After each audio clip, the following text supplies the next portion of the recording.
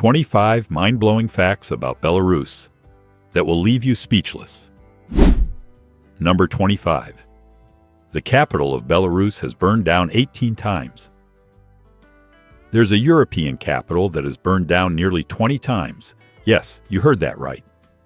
In less than 9 centuries, this city has caught fire for all sorts of strange reasons, and each time, the blaze spread across the entire city, not just a few random streets. Sometimes it started from a lamp, or even from people setting fires themselves to protect the population. The reason why Minsk burned so many times is clear when you look at a map. The city sits right at the east-west crossroads of Europe, where every army, big or small, had to pass through. In 1067, Minsk first appeared in historical records during a battle. Back then, it was just a wooden fortress on the Nemiga River. Wood burns fast. Ancient records describe the city as nearly completely destroyed by fire. Almost 5 centuries later, an even more haunting disaster struck. In 1547, there was no war, no invasion. It was just a religious ceremony, a candle tipped over in a church and a strong wind. Within hours, the fire spread through tightly packed wooden houses, turning almost all of Minsk to ashes. Since then, Belarusians have passed down a saying, "This city can die from the smallest things." In the 17th and 18th centuries, the Russo-Polish Wars turned Minsk into a military transit point and a strategic supply depot. The peak came in 1655. This time, something even more extreme happened. The defenders set Minsk on fire themselves. Yes, they burned their own city to deny the enemy shelter and to make sure not a single grain of food was left behind. Then came 1941, the last and most terrifying fire. During World War II, Minsk was systematically bombed and burned. About 80–90% of the city was destroyed, with some areas burning for days. The population dropped from around 300,000 to just a few tens of thousands. The Jewish quarter was almost completely wiped out. When the war ended, Minsk had lost not just its buildings, but its architectural memory. Most photos, drawings, and records of the old city burned with it. Unlike Warsaw, Minsk didn't have enough documentation left to rebuild its past. You might be wondering, why didn't they just move the capital somewhere else? Or at least avoid all those wars? The Belarusian answer is simple. On the map of Europe, Belarus is in the center. No matter if you move Minsk north, south, or west, armies would still pass through. And they deeply value their history and the generations of ancestors who came before. So after every fire, people rebuilt right on top of the old ashes, again and again, 18 times. But even today, if you visit, you'll still see wide squares, Lenin statues, original Stalinist architecture standing next to traditional windmills, Soviet memorials, and sometimes blackened walls still scorched by fire. Number 24. Belarusians once went to work without clothes for the nation. Would you be willing to go to work without clothes if your president asked you to sacrifice for your country? Sounds like a dark joke, but in 2015 this actually happened in Belarus, and it says a lot about how people here deal with crisis. At that time, Belarus went through its worst economic period since the Soviet Union collapsed. The Belarusian ruble lost over 30% of its value in just 12 months. Real wages dropped about 15–20%, while the prices of essentials rose faster than salaries. Many state factories, which provide most jobs, had to cut hours or put workers on unpaid leave. In this context, President Alexander Lukashenko appeared on TV and said a line the world would remember. People should take off their shirts and work until they sweat. He wanted to stress the spirit of endurance and hard work for the nation. But the people's response went in a very different, cold, and straightforward direction. Just days later, on Facebook, VKontakte, and Twitter, the first photos appeared. An office worker sat at a computer, shirtless, in an empty room with cold fluorescent lights. A mechanic stood in a workshop, sweating in nearly 90-degree heat, still holding his tools. Another person took a picture in a warehouse with a simple caption, "I did exactly as requested."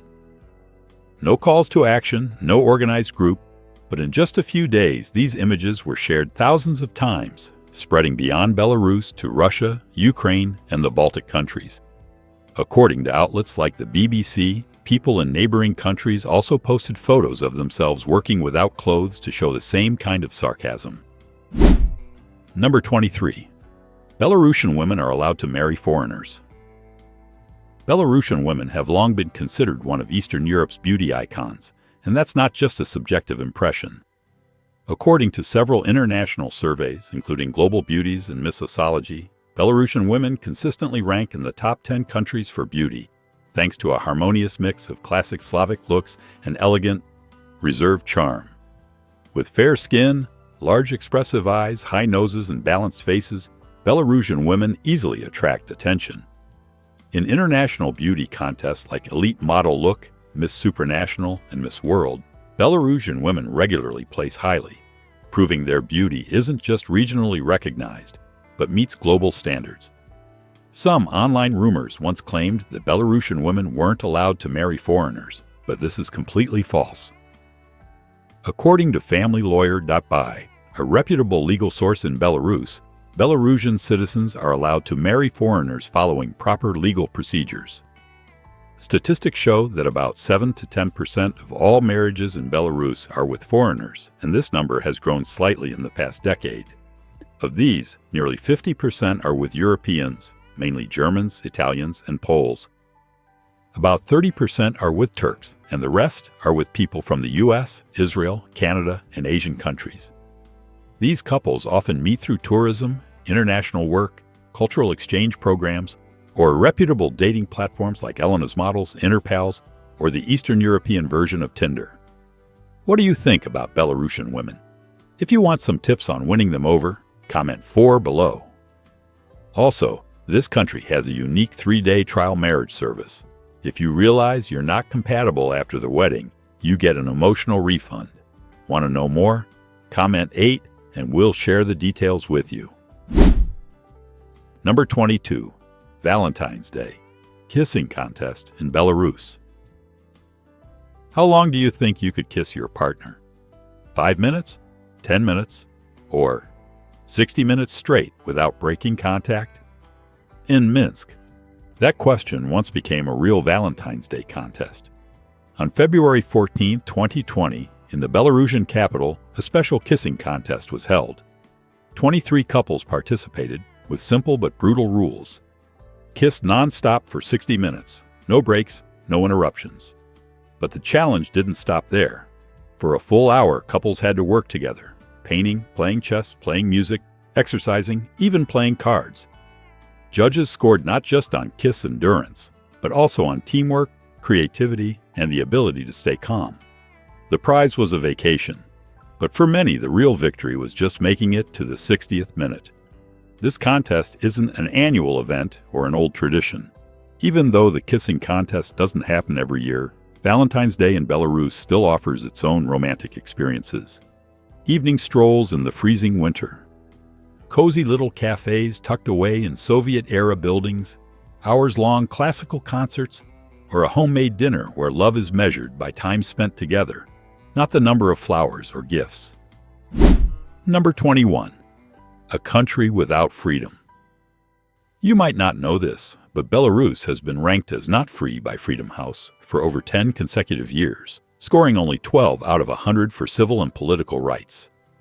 Surprisingly, this rating is even lower than Iran, Venezuela, Myanmar, and is on par with North Korea, a fact that shocks many, considering Belarus borders the European Union.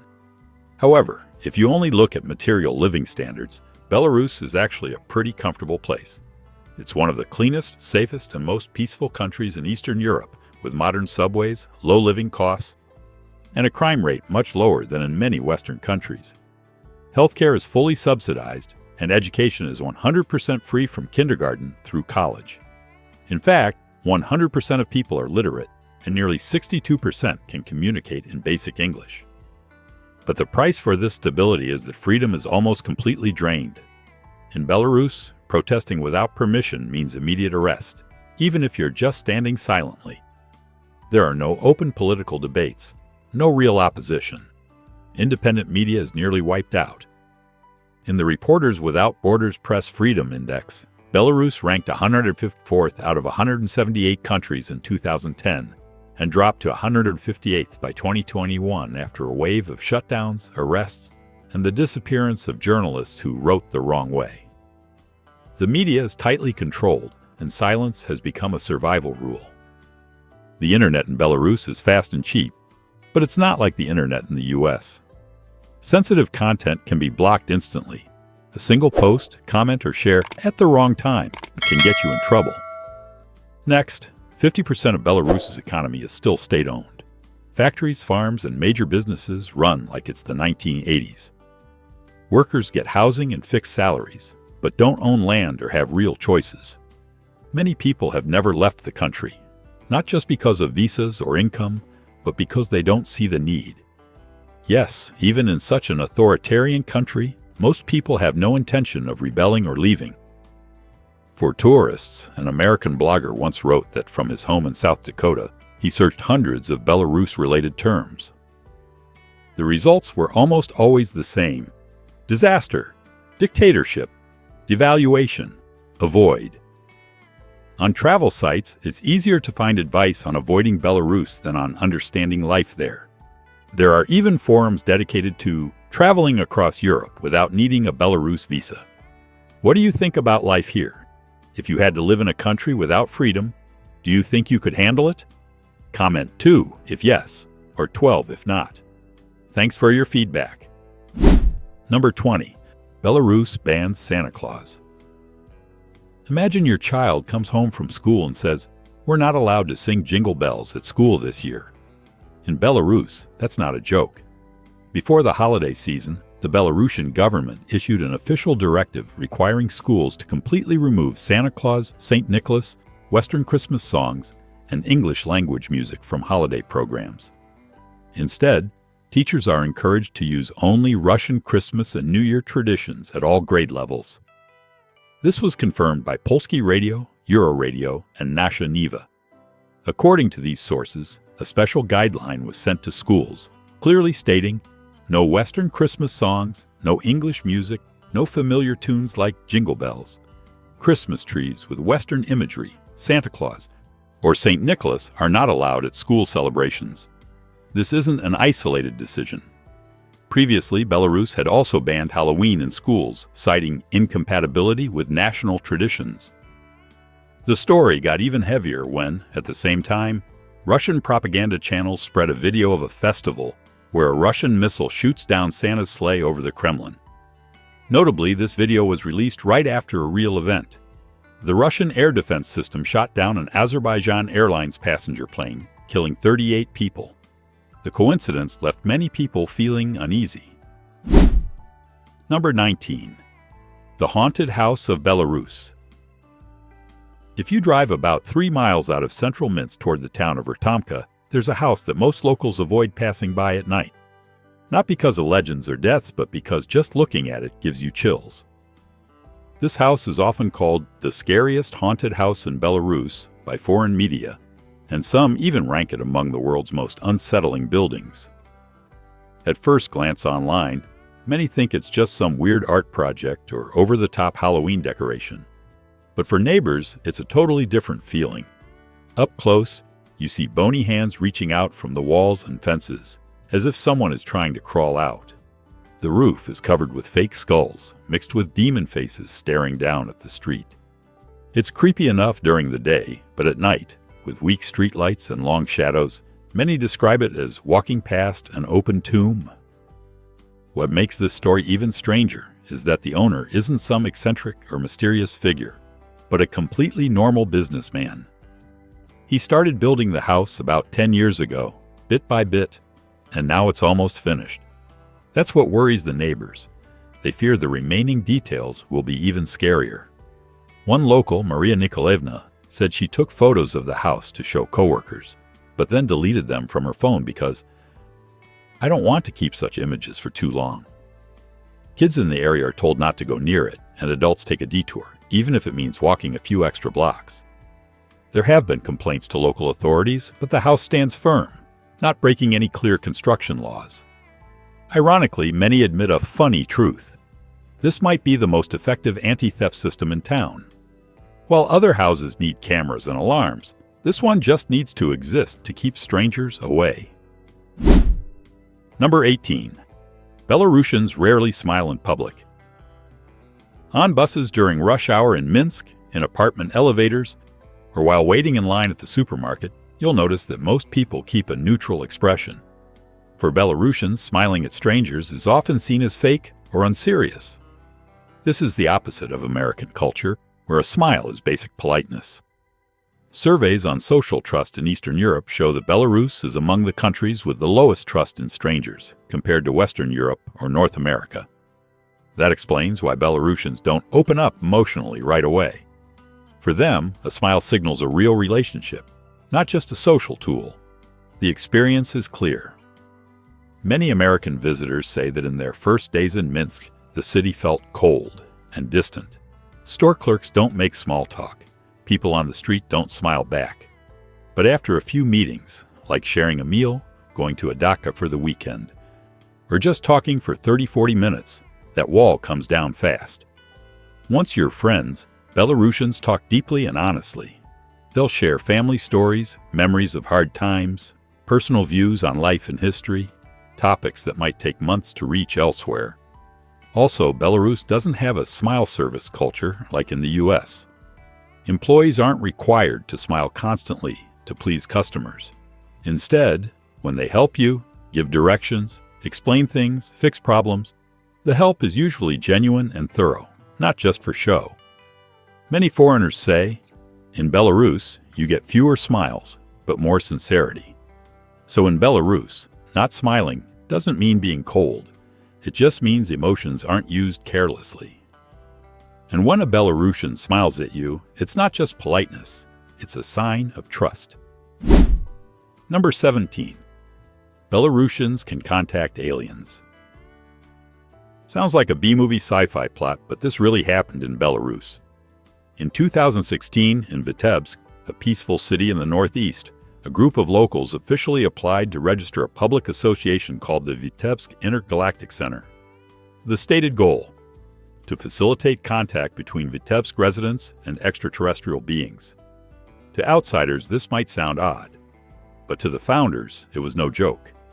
They believed that if humanity truly wanted to reach out to alien civilizations, having a legally recognized organization was the first serious step. In their view, intergalactic communication shouldn't just exist on internet forums or in secret chats, but should be out in the open with bylaws and legal status, operating properly like any other association. However, that dream ended at the local government's desk. Vitebsk officials refused to grant registration, and the Intergalactic Center was never allowed to exist on paper.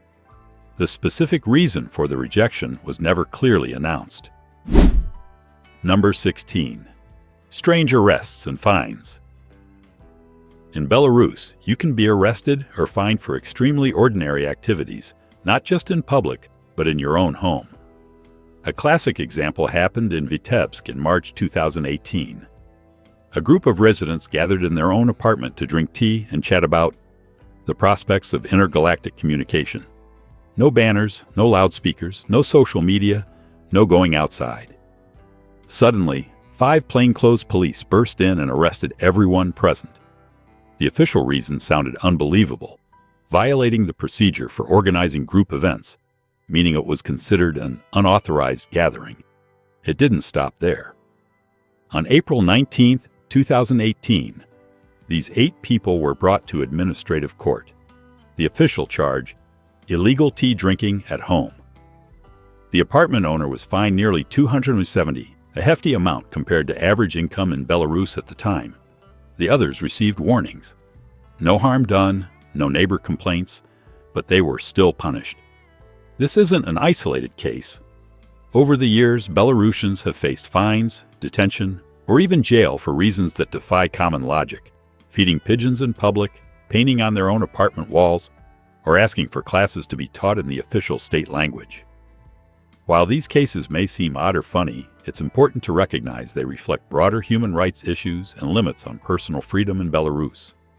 These special forms of repression show the need for a more open, comprehensive legal system that respects everyone's rights and dignity. So if you're thinking of visiting Belarus, the best advice isn't don't do anything, but to understand that things perfectly normal elsewhere might be seen differently here. Number 15. Deep-rooted Belarusian folk beliefs. Even in a country with free education, nearly 100% literacy, and modern urban life, Belarusians still carry a thick layer of folk beliefs passed down from generation to generation. It's not extreme superstition, but unspoken rules that live alongside modern logic. For example, never whistle indoors. Many Belarusians believe whistling blows away money and luck. It's a small thing, but enough for families to remind their kids from a young age. Also, if a small spider appears in the morning, especially near the ceiling or window, it's seen as a sign of tiredness or bad news ahead. On the other hand, if a bee flies into the house, it's good luck, signaling an honored guest or good news. If a crow caws near the window or lands on the roof, many will knock on wood 3 times, an almost automatic reflex to ward off bad luck. These details may seem minor, but for Belarusians, ignoring them feels unsettling. Even daily routines are influenced by taboos like not sweeping the house after dark, or not taking out the trash at night for fear of sweeping away good fortune, or driving luck away. All of this is most visible during the biggest traditional holiday of the year, Kaliadi, which runs from December 25 through early January, blending Christmas and the Old New Year. On the eve of the holiday, families prepare the kuchia feast, made from barley, with no meat or fat. But the most anticipated part is the fortune-telling rituals, especially for unmarried girls. A famous game is to float a flower wreath down the river. If it drifts far, love is believed to come from afar. If it spins in place, the dream partner is still undecided. In another game, each girl puts a pile of corn kernels in front of her and a rooster is released. Whichever pile the rooster goes to first, that girl is believed to marry first in the new year. Another, a married woman hides bread in a ring around the house. The girl who finds the bread will marry a rich man. The one who finds the ring will marry a handsome man. Simple, rustic, but taken seriously. Such folk rituals, though simple, are still alive and well in modern Belarusian life. Number 14. Belarus's saddest past. The explosion of Reactor 4 at the Chernobyl nuclear power plant in 1986 wasn't just a disaster for Ukraine, where it happened, but left heavy, lasting consequences for Belarus right across the northern border. According to UN estimates, over 70% of the radioactive fallout from the explosion drifted into Belarus. About 23% of Belarus's farmland and nearly 25% of its forests were contaminated, especially in areas like Gomel, Mogilev, and Brest. More than 2 million Belarusians were directly affected. Even decades later, the Belarusian government still spends nearly 20% of its annual health budget monitoring, screening, and caring for people in these regions. Some areas are still classified as restricted for development or long-term farming. Yet surprisingly, even in these unlivable zones, hundreds of people, mostly elderly, have voluntarily returned to life. They live surrounded by nature, rebuild small houses, grow vegetables, raise chickens, draw water from wells, and heat with wood, just like in the old days. Number 13. The sacred marriage secret of Belarusian women. In many countries, wedding dresses are rented, resold, or stored away after the big day. But for Belarusian women, the white dress is kept perfectly intact, sometimes for life. Here, the wedding dress isn't just a keepsake, it's a lucky charm. Along with the veil, bouquet, and even the shoes, everything is carefully wrapped in white cloth, stored in a clean place, away from light and moisture, as if protecting a sacred relic. No one is allowed to wear it again, and no one can touch it without permission. Selling the dress? In Belarus, that's almost like selling out your marriage. According to old beliefs, giving away or selling your wedding dress can bring marital discord, or worse, divorce. The veil is especially sacred. If not kept carefully, it could affect the wife's fate. Some Belarusian mothers say they've draped their wedding veil over their crying baby's crib, and almost magically, the child calmed down. Hard to prove, but this belief is passed down through generations, becoming an unspoken cultural trait. Number 12. Belarus lives between two worlds. If you are used to driving from Paris to Berlin without stopping, the Belarus border will be a real shock. Belarus sits right at the most sensitive crossroads of Eastern Europe, bordering 5 countries, including over 750 miles of direct border with the European Union via Poland, Lithuania, and Latvia.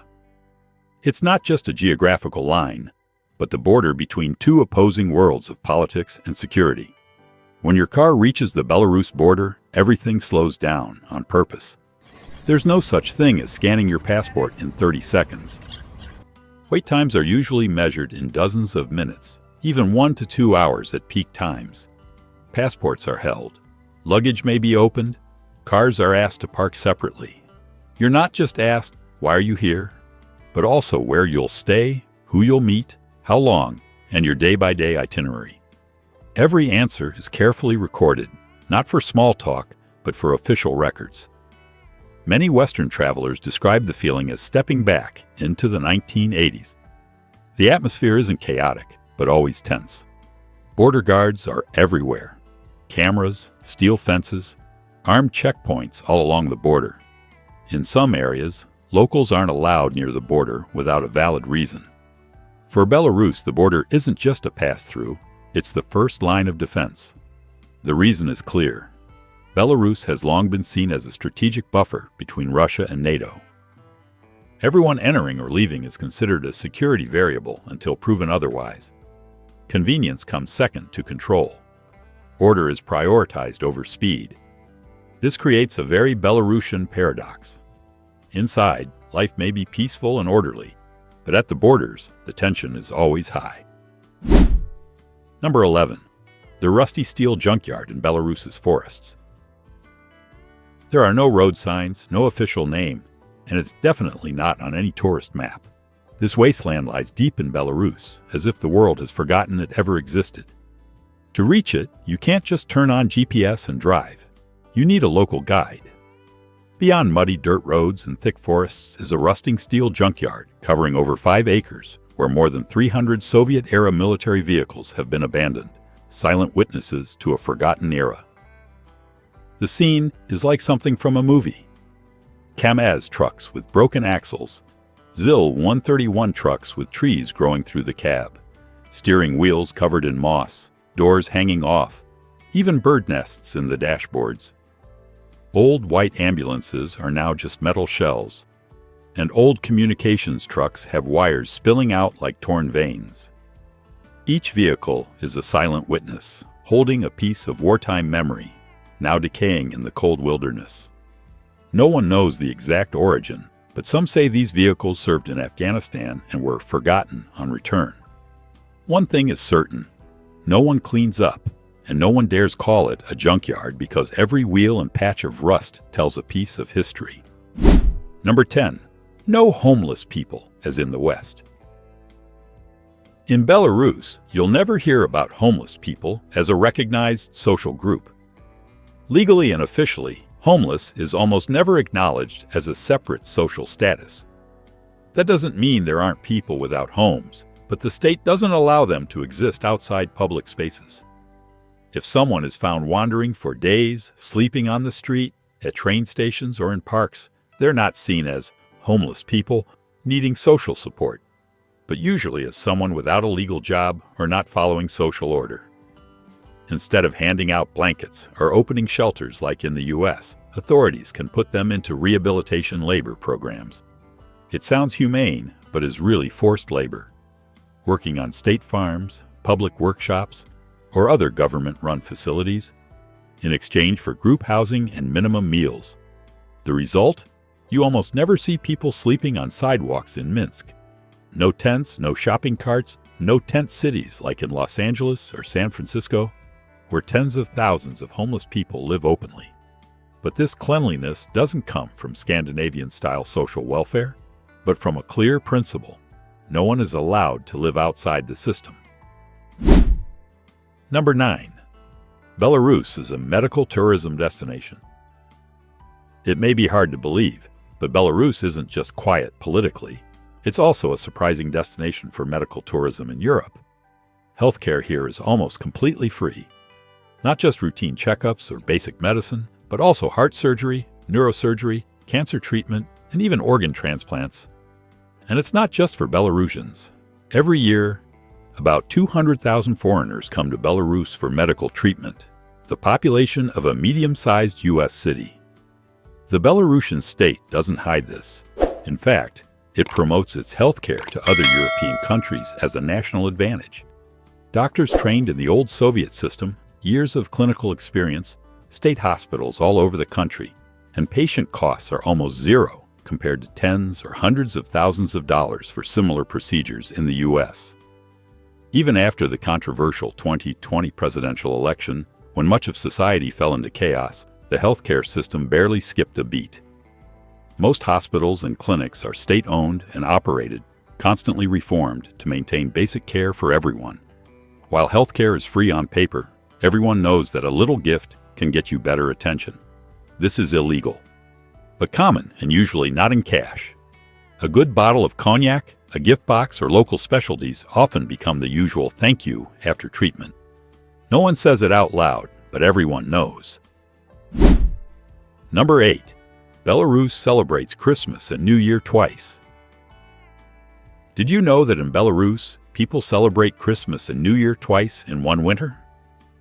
This unique and fascinating tradition comes from a blend of religions. Both Catholic and Eastern Orthodox calendars are respected and celebrated.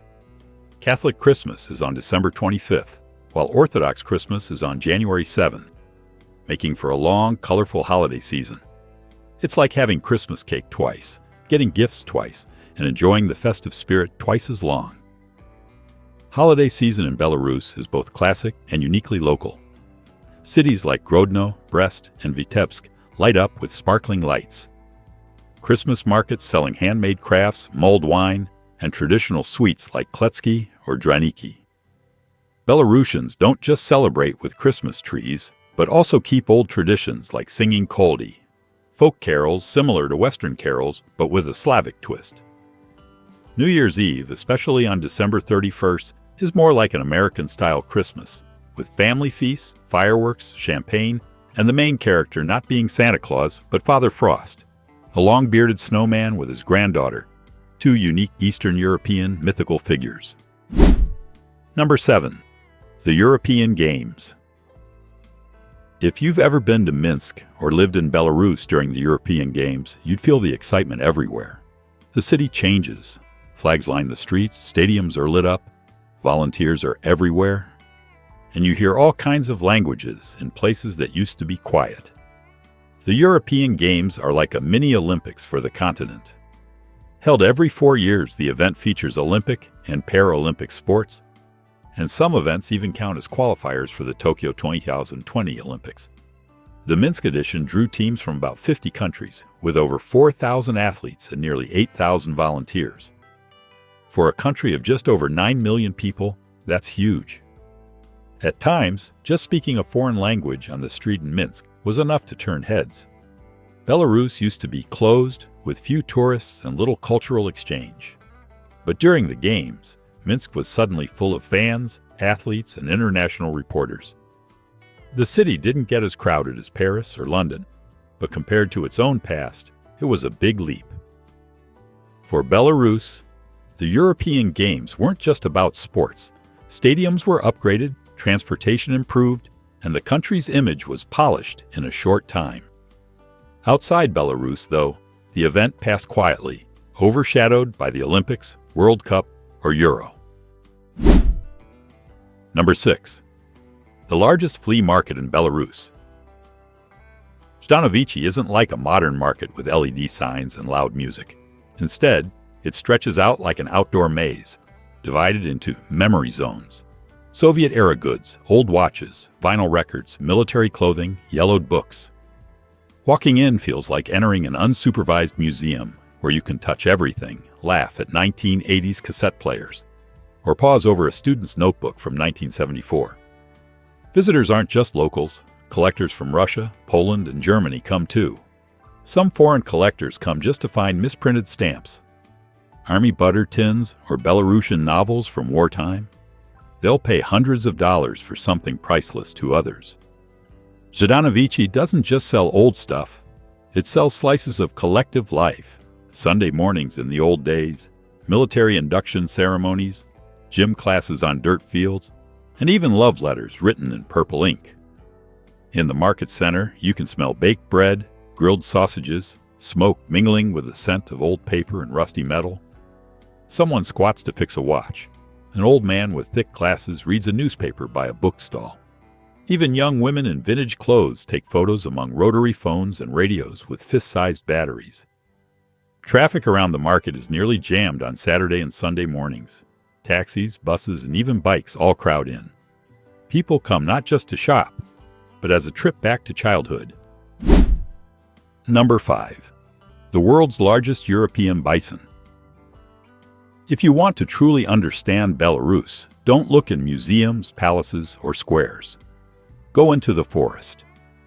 Nearly 40% of Belarus is covered by forests, and in those woods lives something almost lost to the rest of Europe. The continent's largest land mammal, the European bison.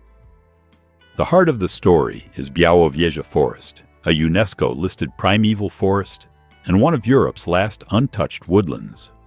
It's not just a natural treasure, but the last stronghold for the European bison. When Belarus chose a national animal, they didn't pick the prettiest, fastest, or gentlest. They chose a beast weighing nearly 2,000 pounds, with a humped back, thick fur, and curved horns. Few people know this animal was once extinct in the wild. By the early 20th century, war, hunting, and deforestation had wiped them out. In the 1950s, only a few survived in zoos. In Belarus, just 2 European bison were released back into Białowieża. No one was sure they would survive or reproduce. But somehow they did. Today, Belarus has the world's largest European bison population. Białowieża alone has about 600, and across Belarus, more than 3,000 roam free. Belarusians often joke, "We're more like bison than we think." Quiet, tough, enduring, and hard to wipe out. Just like the country, not flashy, not noisy, but still here in its own way. Alongside the bison, other national symbols like the white stork or the cornflower carry the same message, tied to the land, to the cycles of nature, to a life that outlasts political change. Number 4. A travel paradise. Hidden in the heart of Europe, Belarus isn't loud or bustling, but it's strangely captivating, like a fairy tale world waiting to be discovered. At Mir and Nezvij castles, you'll feel like you've stepped into a classic European novel. Stone corridors, heavy wooden doors, and an old regal atmosphere make these castles favorites for both older European tourists and young art lovers. Leaving the castles, you can lose yourself in the stunning nature of Brasov Lakes National Park, home to over 300 lakes that reflect the sky like blue mirrors. It's perfect for camping, swimming, fishing, and boating, a true retreat for the soul. For those interested in rural culture, the Living Museum, Dudutki, and the old village of Strokici are must-sees. Here, visitors can bake bread, learn traditional blacksmithing, or dress up as 19th century Belarusian farmers. It's a real, hands-on experience that brings back memories of old Europe before modernization. In winter, Belarus turns into a snowy painting with activities like cross-country skiing, traditional saunas, and moments that make you feel like you're living in a different world, far from modern noise. Number 3. The world's heaviest drinkers. According to the World Health Organization, also known as the WHO, in 2014, the average Belarusian drank 4.6 gallons, or about 17.5 liters, of pure alcohol per year, more than double the United States average. That's equivalent to over 350 half-liter bottles of 80-proof vodka a year, or nearly 1 bottle a day. Not a joke, that's reality. Why do Belarusians drink so much? First, look at the endless winter. With temperatures often dropping below -10 degrees Fahrenheit, In that cold, vodka makes people feel warmer. Plus, alcohol in Belarus is incredibly cheap. A bottle of strong local vodka costs about $2, cheaper than a latte in Seattle. But every party has a price. Belarus faces one of Europe's highest rates of alcohol-related illnesses, especially among men aged 35 to 60. However, since 2015, alcohol consumption in Belarus has dropped significantly thanks to media campaigns, stricter laws, and changing attitudes among young people. More young people now choose herbal tea, healthy living, yoga, and say no to vodka. Number 2. A food lover's paradise. Belarusian cuisine is a unique blend of traditional Eastern European flavors with subtle influences from Russia, Poland, and Lithuania. One of the main and sole ingredients of Belarusian food is the potato. Belarusians love potatoes so much they have over 300 ways to cook them. The most famous dish is draniki, a type of crispy potato pancake, usually served with sour cream. You'll find this dish everywhere, from simple family meals to upscale restaurants. Besides potatoes, pork, beef, pickled cabbage, wild mushrooms, and naturally fermented dark bread are also common. Most Belarusian dishes aren't too spicy or salty, but are rich and flavorful, perfect for American and older European tastes. If you like healthy eating, you'll enjoy their pickled vegetables, beet soup, or traditional salads with radishes, eggs, and mayonnaise. Number 1. Cost of living in Belarus. Living in Belarus is one of the most affordable options in Europe, especially compared to Western countries like France, Germany, or the Netherlands. Rent is the biggest expense, but still very reasonable by American standards. A one-bedroom apartment in central Minsk rents for about $350 to $450 a month. If you live a bit further out, it's just $200 to $300, a price similar to small-town America. Utilities, including electricity, water, heat, and internet, usually run $50 to $70 a month, thanks to state-subsidized energy. Food costs are also very reasonable. A meal at a casual restaurant is about $6 to $8, and if you cook at home, $100 to $150 a month buys plenty of fresh groceries, vegetables, eggs, milk, meat, and fish.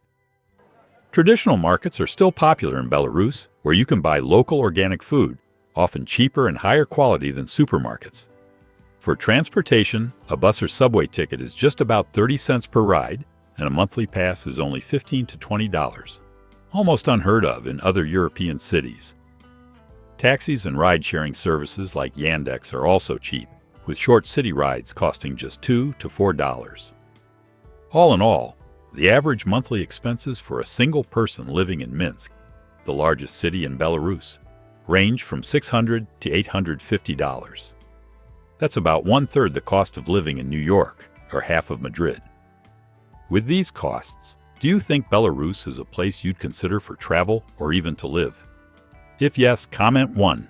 If not, comment 0. We'll share some tips on saving money in Belarus. If you're really interested in coming here, comment 7, and we'll share information about visas and other requirements for visiting Belarus. We've just explored the beautiful land of Belarus together. Thank you for watching today's travel documentary until the end. We hope you'll continue to join us on our next journeys to discover the wonders of the world.